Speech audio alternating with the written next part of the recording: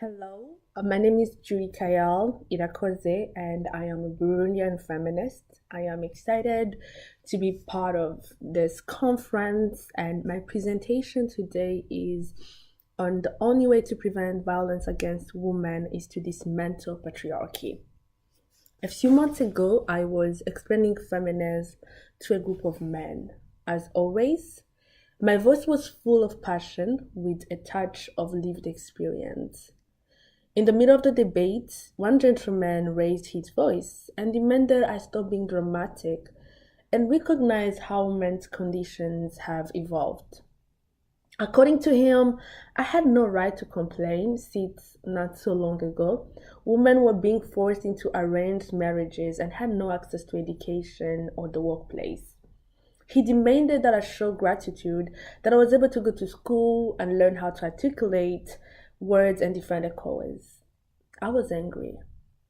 But I'm very tired of being angry because I don't negotiate about my humanity.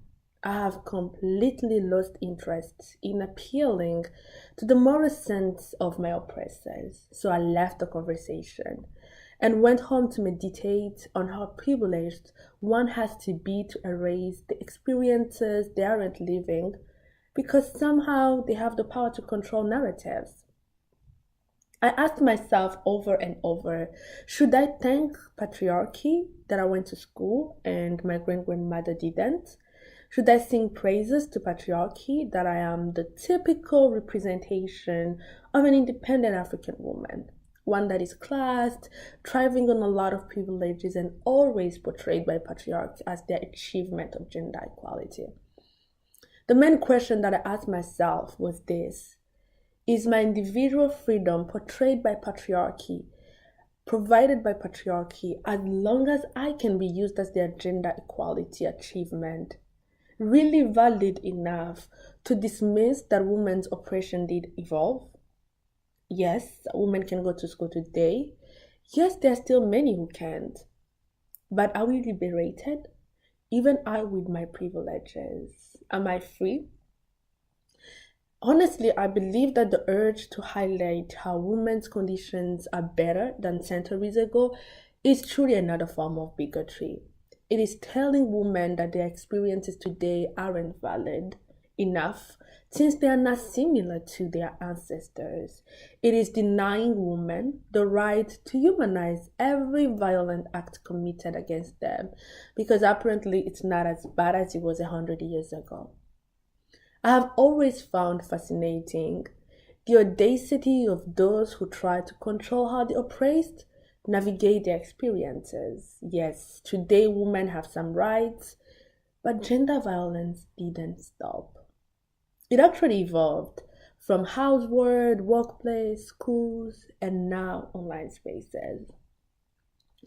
I was raised by a sex ed teacher during her most determined years to break the silence around sex.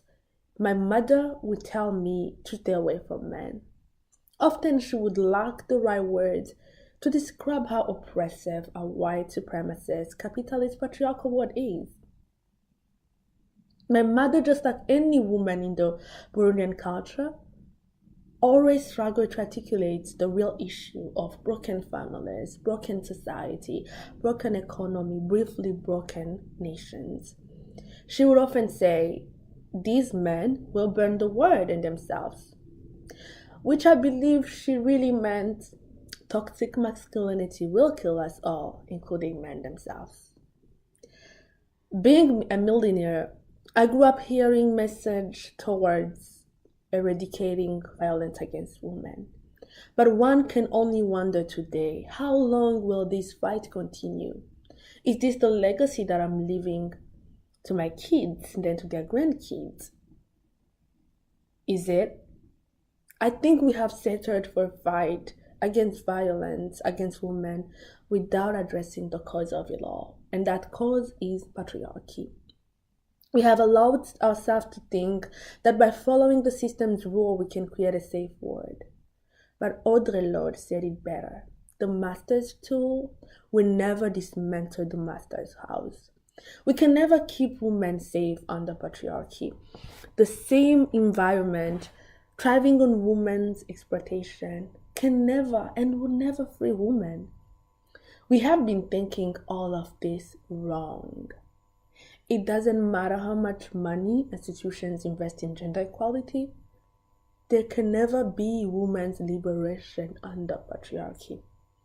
Gender violence against women will never stop unless we dismantle patriarchy, unless we rebuild its institution and install equity as the new rule of the world. So one may wonder, what is patriarchy? Where did women's oppression start? And what sustains patriarchy? But mostly, how can we dismantle it? Patriarchy is a system where men hold the power and women are excluded from it, because that power thrives on women being the second sex. Patriarchy has existed over centuries. In some societies, it has been more oppressive than others. What different sources link the beginning of patriarchy to different causes and individuals?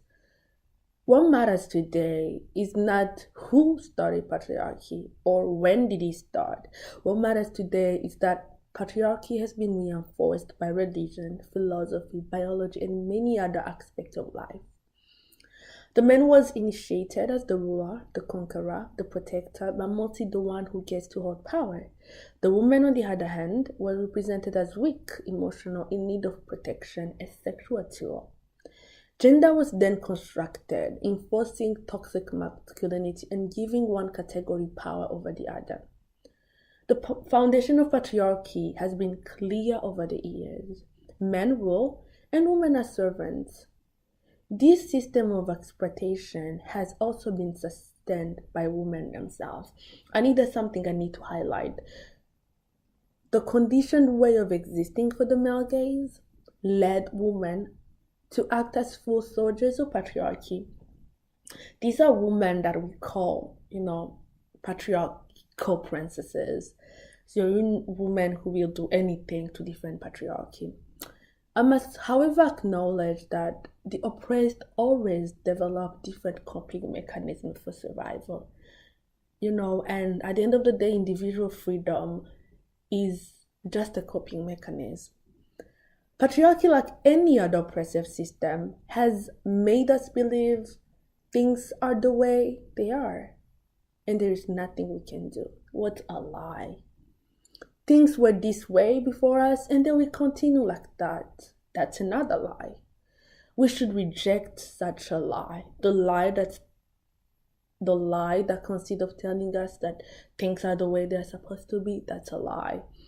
Gender roles, gender expectations are social construct, and anything that has been socially constructed can be abolished, reformed, and dismantled. Today, patriarchy manifests itself in every sphere of our lives and thriving on an accountability from men who exercise their domination. Narratives like boys will always be boys to lower our expectation for men to be decent human beings. To end patriarchy, it's going to be an everyday work. It starts at home, how we are raising boys and girls. It starts at workplace, how we are fighting the culture of silence. It starts at school, how are we allowing young girls to aspire more than being married. It starts on how we navigate gender identities. How are we creating safe spaces for the queers and trans folks to not have to justify and negotiate about their existence. It starts in our personal life, and every day the constant desire to question society and what we were taught to embrace as ways of being. And all of this embodies the soul of feminist politics, justice and freedom for all. My favorite feminist writer, Bell Hooks, wrote, "The soul of feminist politics is the commitment to end patriarchal domination of women and men. Love cannot exist in any relationship that is based on domination. Males cannot love themselves in patriarchal culture if their self-definition relies on submission to patriarchal rules. When men embrace feminist thinking and practice, which emphasize the value of mutual growth and self-actualization in all relationships, their emotional well-being will be enhanced A genuine feminist politics always brings us all from bondage to freedom, from lovelessness to loving. I love this quote from Bell Hooks. So, to keep women safe, we must dismantle patriarchy. We must embrace what is the soul of feminist politics, justice and freedom of all. We must desire justice. We must desire freedom.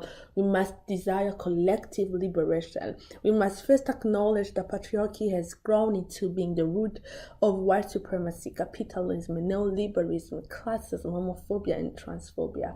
We must know that patriarchy thrives with the culture of silence and religion and is being reinforced by toxic masculinity. Therefore, we must be ready to do the everyday work that is needed to challenge and question and dismantle patriarchy.